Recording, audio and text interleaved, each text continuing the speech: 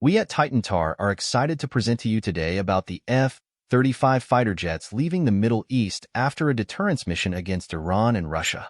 Be part of this journey with us and don't forget to subscribe, like and share. The U.S. Air Force's F-35 stealth fighters, which were sent to the Middle East to counter Iranian aggression in the Persian Gulf and respond to Russian provocation in the skies over Syria, have now left the region, service officials confirmed. Central Air Force's Commander Lieutenant General told reporters during an event that what the F-35s did was provide us with additional capability. The deployment ended at the end of September, as reported by the 388th Fighter Wing, based at Utah Air Force Base. All aircraft departed the Middle East and are currently on their way home, a spokesperson said.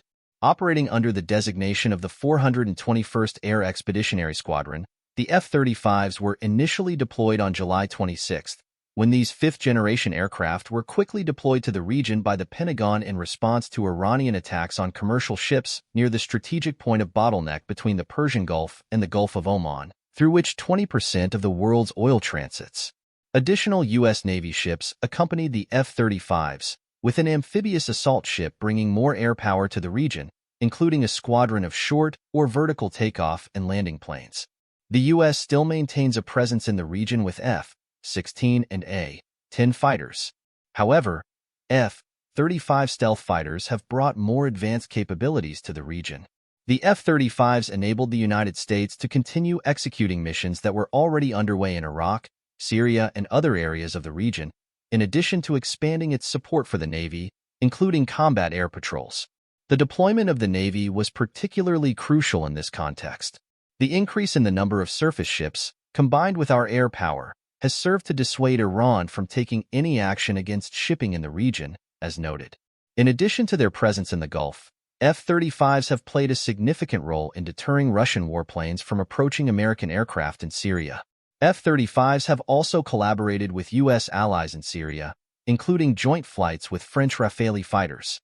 Russia's aggressive tactics became a major concern in July when Russian fighter jets dropped flares that caused damage to United States MQ-9 drones, which were involved in missions against Islamic State militants.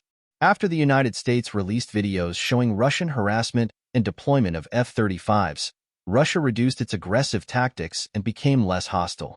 Although they are still operating in the airspace, they are no longer flying directly over our forces, which we consider a positive change in behavior, the informant said. We have no longer observed flares being launched from our MQ-9s, so it appears this behavior has ceased. The United States military presence in the region is significantly more modest compared to the years when American forces were involved in conflicts in Iraq and Afghanistan. However, U.S. air operations in Syria have also been reinforced by coalition partners, including French and British forces. We continue to face the possibility of terrorist attacks in our cities or territories, highlighted the Chief General of the French Air and Space Force at a press conference in September, emphasizing cooperation between nations. We are working together. Not all challenges facing the United States come from external adversaries. NATO member Turkey has also carried out military operations against Kurdish groups in northern Syria, blaming them for a bomb attack in its capital in early October, actions that could put American troops at risk. On the morning of October 5th, a Turkish drone attacked targets within a restricted operational zone declared by United States military forces, as reported by the Pentagon. These attacks occurred just a kilometer from American troops, forcing them to take shelter in bunkers. When a Turkish drone returned to the area about 4 hours later and approached U.S. forces, it was shot down by a U.S. F-16 fighter jet at a distance of half a kilometer from U.S. forces in an act considered self-defense, according to United States authorities. On October 6th, the Turkish Foreign Ministry downplayed the incident in a statement, claiming that its drone was lost due to different technical assessments in the third-party dispute resolution mechanism.